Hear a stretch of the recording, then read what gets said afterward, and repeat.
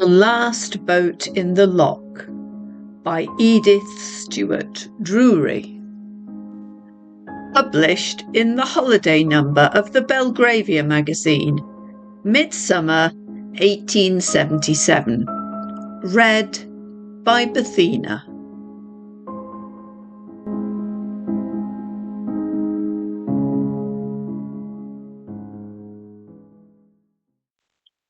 I am an artist, and a well-known one, for the last several years, though I'm not even now more than 34. But whatsoever may be my gifts, the world would certainly not have so early recognised them, but for the strange circumstances which brought me, per saltum, into the full blaze of public notice. Not that at the time I was quite unknown. The name of Gerald Lee was spoken of as that of a rising man who might be expected in time to make considerable mark. I loved my art. I was ambitious and a hard worker, without which last the genius of a Michelangelo can attain to nothingness, if such a paradoxical expression be permissible. I had been very hard at work all that year, and about the middle of June was glad to get a week's rest, where I was an old habitué for that sort of modest holiday at Cookham Loch, where I lodged in the pretty little house or cottage of the lochman. I was always welcome to him and his wife and son, Jack, a fine lad of 18.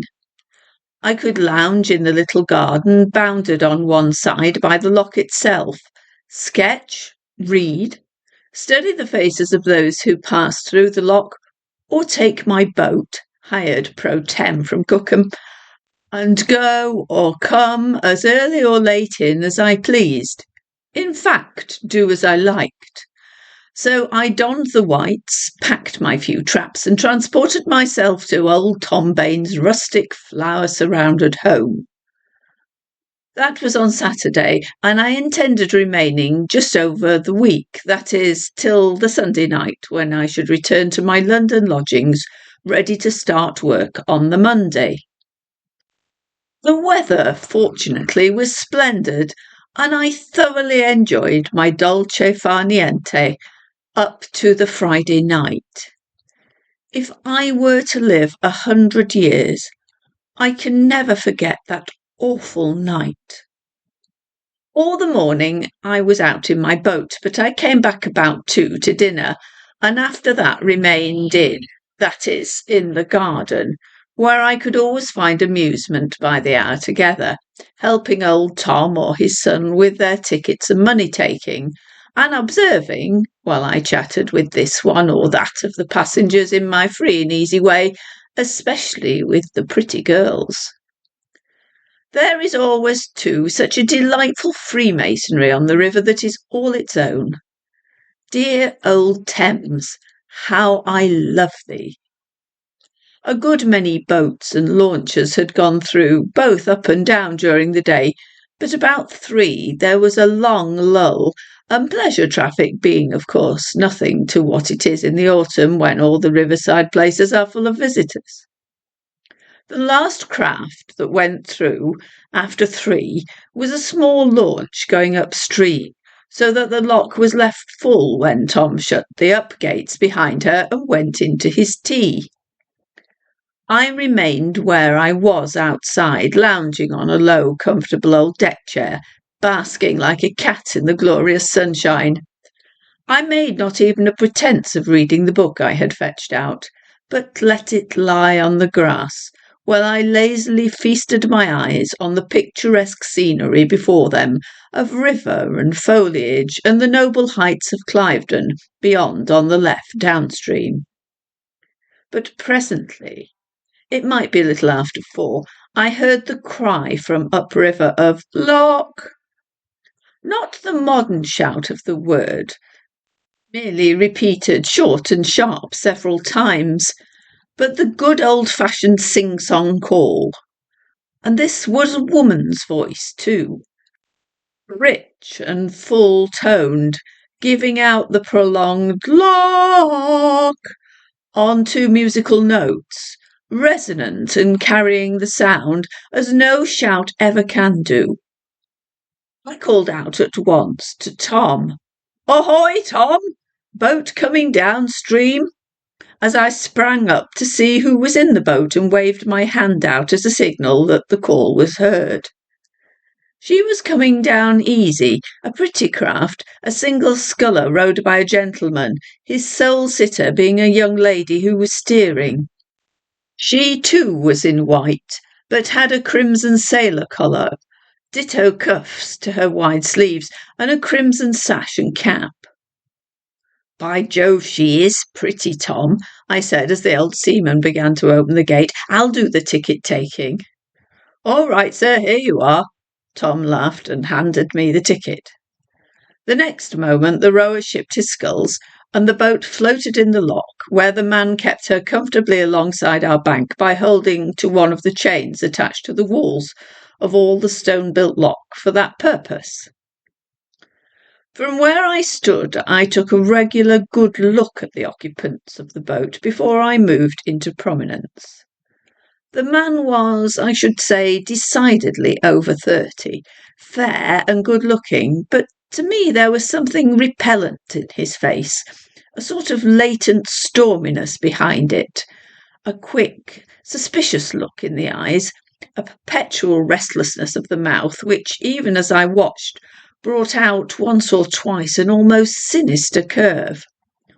All of these characteristics I have found to belong broadly to a very violent, jealous temper, which veritably makes the meat it feeds on. "I don't like you, sirree," I said mentally.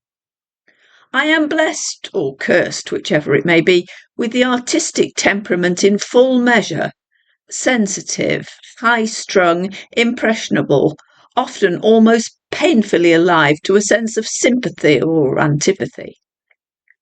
Today, with these two people, I was curiously impressed by both sensations, for, as instantly as the man stirred the latter, so the woman drew the former. She was quite 9 or 10 years his junior, exquisitely pretty, with large, beautiful dark eyes, and a skin like the soft downy side of a peach. A face that stamped itself strangely on my mental vision, partly perhaps for the wistful, pathetic underlying of pain I detected in it in repose. Tom was now beginning to open the sluices of the down gates, and I went forward for the money.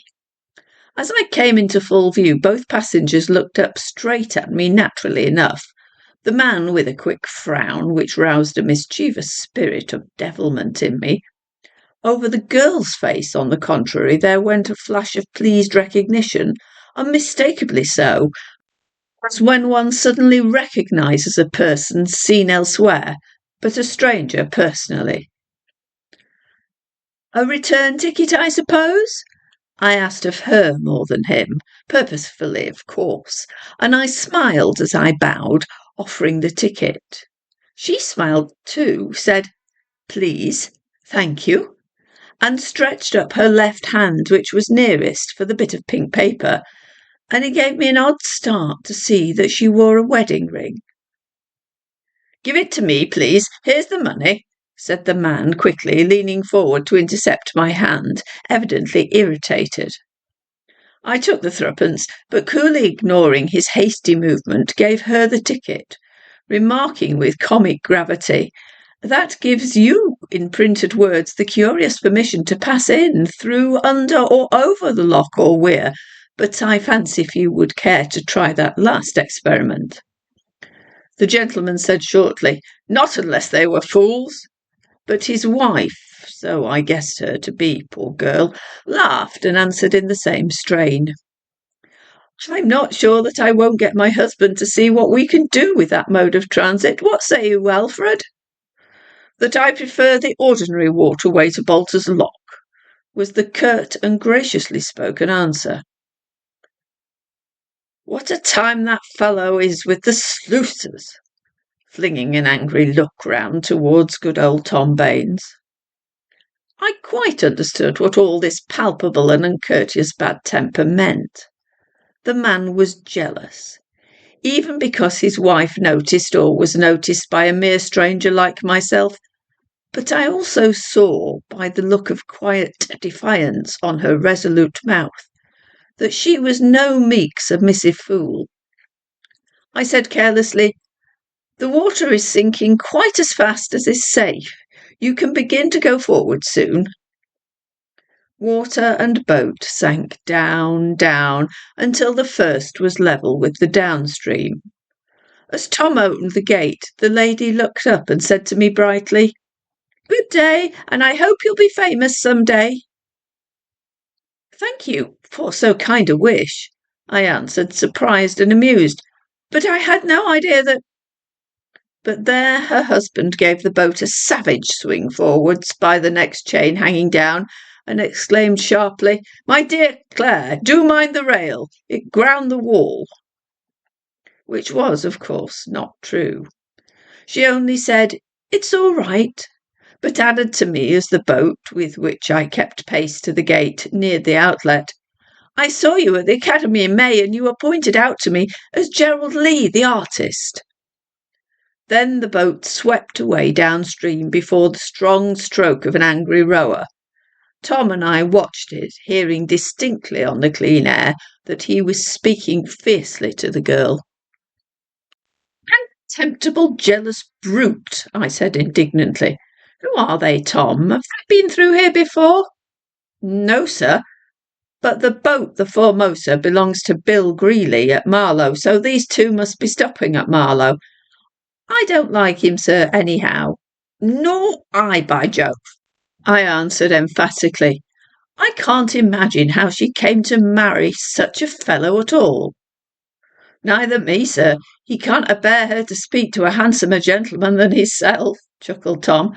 "Ah, there's the missus to call you to your tea, sir." "Thanks." And after that, Tom, the old seaman, and I were very chummy. "I'm going to sit out here and sketch those two people's faces. I can't get them out of my head. And look here, Tom, if the Formosa comes back by chance while I'm indoors later, at supper maybe, mind you give me the tip." "All right, sir." I was busy over my sketches all the time after tea till quite dusk, and so entirely had I the two faces before my memory and imagination that the likeness on my paper could not have been more perfect had the originals been sitting to me in bodily form. At 9 I went in to supper, but was soon out again. A curiously inexplicable restlessness was beginning to creep over me. Most of the craft both ways, which we knew must repass the lock, had returned by this time, but not a sign of the Formosa, for which I was in truth unconsciously watching with a strange expectancy. About 10, Mrs. Baines and the son Jack went off to bed, and Tom came out to me, gave a look each way, and said, "I'm about tired too, sir. Wish them two blessed craft were through, so as I'd turn in." "All counted through but two?" I asked. "There is the Formosa up." "And a launch down, sir. What comes up with a big party from Skindler's this morning while you was out. And if she'll only come through first, the water'll be down beautiful ready for t'other party to come in straight." "Yes, and there is the launch then." For at that moment we heard the shrill whistle and quick regular beat of the screw of a steam launch. Then her port and starboard lights showed up the lock stream, and in a short time she was in the lock. She had a lively party on board, and I caught the oddest criss-cross of chatter about the day's pleasure principally. But just as the launch began to fussily puff out of the lock again, my attention was caught and chained by a name and parts of remarks from a group on the poop. "Yes, Claire Beverley and that husband of hers. Saw them as we passed up today at Greeley's place. Yes, his mad jealousy would drive any girl to bolt, I should say. Got friends at Maidenhead, I think." Then the launch was gone. Beverley, so that was her name. Beautiful, unhappy Claire. Whoa, bah! What a fool I was to keep thinking of her, wondering where they had gone, perhaps to see their friends at Maidenhead, and so were late back. Tom, I said when he had shut the gates again, you go and lie down on the big sofa in my parlour, and I'll call you when the Formosa is coming. Thank you, sir, but you... Oh, I never do turn in till very late, and I certainly shouldn't go to bed early this splendid night. Why, the moon is getting above the woods already, so I'll keep watch out here, old chap. So you do a doss, as I tell you. He went in, and I was alone in the still, mysterious night, with the weird, deep shadows and glint of the silvery moonlight on the rippling river as the moon rose higher and higher, gazing down on earth with her face of still, awesome wisdom, as if she read one's very soul. 10:30, 11:15. 11 struck slowly out from Cookham Church, and somewhere else far off, then again silence, save for the eternal wash of the weir away in the back stream right behind the house. How deadly still it was, how lonely, myself the only creature awake, the solitary, sleepless watcher. Heavens, how sleepless and watchful! For what? I scarcely knew, save that I waited for that last boat to come into the black deep waters in the loch. Was it only this awesome solitude and vastness of silence around that grew into an oppression like an actual weight? 11:30. Would that boat never come? Why should I wait longer? Why could I not tear myself from my self-imposed watch? I tried, but I could not. That is the word, could not. Something impelled me to stop, held me at my post, no longer even pacing to and fro, but standing where I commanded a full view downstream, where I should see any craft the moment it rounded the bend and passed from the shadows of the trees into the moonlight. 11:45. And then, suddenly, there came the signal for which I watched, the musical, prolonged lock of the morning, the same voice of Claire, and yet the sound made my very blood run ice-cold with a chill, nameless horror, strange and beyond measure awful, as the cry came again, afar, near, around me, real, weird, a wild wail of agonized appeal in the slow, prolonged cadence.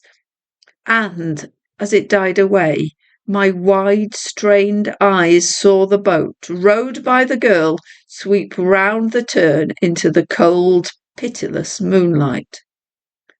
Claire Beverley only. Alone in the boat at this hour. What did it mean in heaven's name? What had happened? She came on with a long, powerful stroke and perfect form that riveted admiration. But where was the rhythmic click-click in the rowlocks and plash of water off the sculls? There was not a sound of either, and the curious, dreadful sensation that was creeping over me deepened. I called hoarsely. It seemed like some strange voice. "Tom, wake, wake, the boat is coming," and had begun to open back the gate when he came stumbling out, rubbing his dazed eyes. "What? Why?" he began, mechanically taking up his accustomed work and pushing the huge lever beam. "Boat? I don't see nothing, sir." "You are blind with sleep," I said. "She is closer now." I was helping him all the time, and the nearest gate was now well back against the lock wall. "And only Mrs. Beverley in her. Her dress is dripping wet, too. Don't you see now?" Tom stared hard at me, then down the stream, and again rubbed his eyes. "Lord, sir, is it you or me that's queer like? I see the boat just there, but not a soul in her as I'm a living man," said he, with an odd sharp shiver. "You give me the creeps, sir." He stepped back where he could see the water below the bank, but I felt that he was looking at me with an odd sort of fellow feeling. He was not as sensitive as I had been told I am, but seamen are rarely materialists. They see too much of God's wonders for that error. As he drew back, the rower gave 3 or 4 strong strokes to send in the boat against the current with the impetus, and Shipping the Sculls was instantly in the stern seat, steering, and so faced me as the boat drifted slowly past the lock. And my God, the awful horror of that bloodless face! Shall I ever forget it? I knew now, I had known it somehow in my soul from the first, that I was face to face with no mortal mystery of life and death. I knew, with a strange, great calm possessing my whole being, that it had come for me, that I must go back in the boat, whether I would or not, alone with that awesome figure in the stern, whithersoever it steered me. I laid my hand in Tom's, feeling him shudder as if the hand of a corpse had touched him, and said in a hoarse whisper, "It has come for me, and I must go. Go you to sleep when I have shut the gate after us, Tom. This will be the last boat in the lock tonight." Tom wrung my hand in silence, and followed me to the edge of the lock above where the boat lay in gloom below by the wall. I went over, lowering myself by the chain into her, took the rower's seat, pushed off, wore her head round and pulled out of the lock downstream, with that dreadful white figure sitting opposite, steering me, I knew, by the terrible prescience that had its source beyond mortal bounds, to the discovery of an appalling crime. Then I saw that the white dress was dripping wet. I felt every nerve strung up to a kind of agony, and yet I seemed for the time endowed with a strength more than human. The boat flew at racing speed before my strokes, down the lock stream, out into the open river, past Formosa Island on the right, and then, as I had foreseen, my weird guide headed straight for the famous backwater which skirts Cliveden and Taplow Heights, parallel to the main stream, nearly down to the weir and mill by Maidenhead, Bolter's Lock. I had to ease down now and go carefully. The current runs strong, the backwater is narrow and reedy near the banks, and how deep the gloom was under the heavy shadow of the trees, how black and deep the water looked. I shivered in the warm summer night, as if the breeze that sighed overhead were a winter blast. On, still in the grim quiet, and yet no sign to arrest the slow measured sweep of the oars in my hands. On past the gateless old gateposts which divided the Cliveden from the Taplow Court grounds. On still for just another 100 yards, where the bank was rather steep and high and the water very deep, and I knew full of bindweeds below. I felt every fibre, every nerve to be strung up to a tension that seemed nigh to breaking point. For the first time I glanced back over my shoulder, and in that second I felt a clammy, dead cold touch on my hand that made my very heart stand still, but I instantly checked the boat, starting round towards... It was gone. I was alone in the awful solitude and the silence of a dark deed done tonight. I bent over the boat's side. I saw the white garments below, caught perhaps amongst reeds and tree roots. I could surely discern the beautiful dead face, staring up with wide, sightless eyes through the water. My God, the corpse of a murdered woman. I made my way to Maidenhead police station to get help and give full information and a description of the murderer, Alfred Beverley, adding that I could give the inspector a drawing of the man, and of course I went back with the police to the scene of the crime, and when the body was brought ashore and examined by the divisional surgeon, he found marks on the white throat, which showed that the assassin had at least half-throttled his helpless victim before he drowned her. The watch Claire wore, we found, had stopped at 25 minutes to 12. That is, just 10 minutes before I heard and saw Claire's spirit self, my twin soul. And assuredly, but for my aid, so mysteriously invoked, the black deed would have remained undiscovered long enough for the murderer to make good his escape. Now any attempt came too late. Descriptions and the likeness of him were fatal obstacles, and he was traced and arrested the next evening.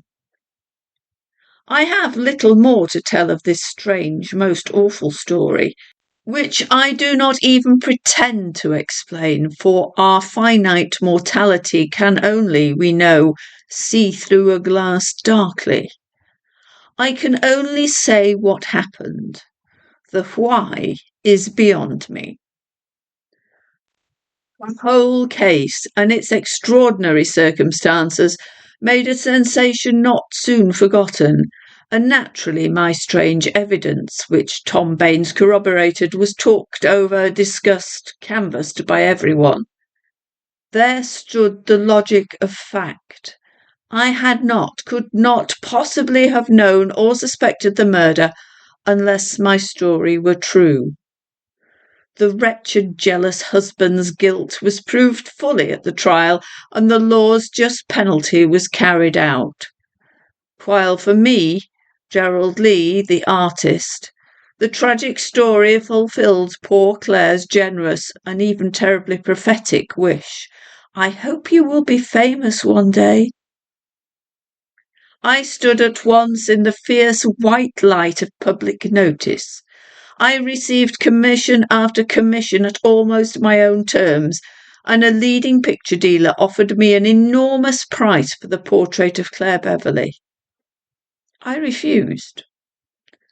Only my 2 or 3 very intimate friends, and now my dear wife, ever see a picture which hangs in my private room next to the studio. A picture which something beyond myself impelled me to paint. So deep and haunting was the impression on my inmost soul of the scene and first sight of that mysterious messenger. Underneath the picture I have written only, "The last boat in the lock."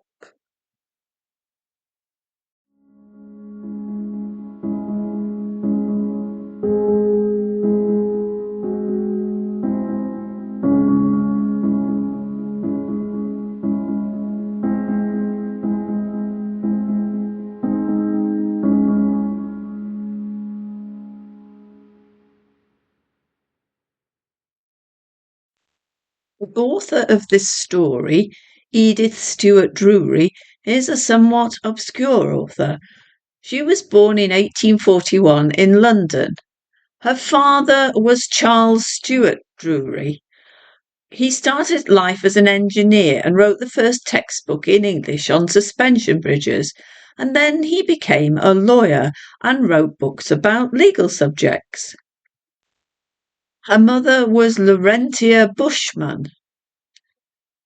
She had 3 sisters, Georgina, Laurentia, and Emily.